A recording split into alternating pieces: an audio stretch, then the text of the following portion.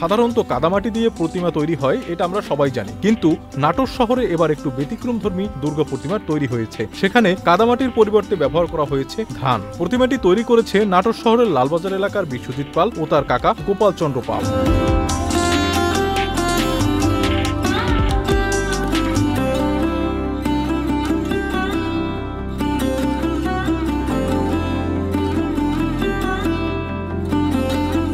প্রতিমাটি তৈরিতে তারা ব্যবহার করেছে 50 কেজি ধান। 11 ফুট উচ্চতার এই দুর্গা প্রতিমাটির অর্ডার ছিল 95,000 টাকা। এটি তৈরি করতে তাদের সময় লেগেছে 20 দিনেরও বেশি। প্রতিমা তৈরির কারিগর বিশ্বজিৎ পাল বলেন, আমার শিক্ষাগুরু ও আমার বাবা স্বর্গীয় গোপাল চন্দ্র পালের কাছে প্রতিমা বানানো শেখা। উত্তর অঞ্চলে আমরাই প্রথম ধান দিয়ে দুর্গা প্রতিমা তৈরি করেছি।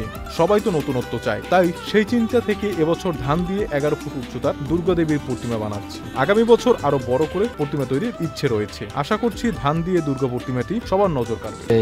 মাটি দিয়ে রং দিয়ে মাটির কাজে যে কোনো রং দিয়ে কোনো কাজগুলো করতাম, তার পাশাপাশি নতুনত্ব হওয়ার কিছু চিন্তা ভাবনা আমি করে যাচ্ছি। তো আমার মাথার মধ্যে একটা আইডিয়া হলো যে ধান দিয়ে কিংবা বিভিন্ন ম্যাটেরিয়াল দিয়ে তৈরি করলে কীরকম হয়।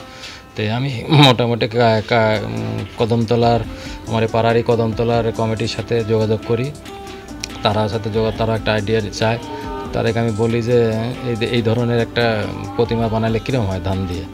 তারা বলে ঠিক আছে, সবাই মিলে ওরাও একটা ডিসিশন দিয়ে দুজন মিলে আমরা বসে একটা সমন্বয়ে আসার পরই তারা দিয়ে দেয় যে আপনি তৈরি করেন।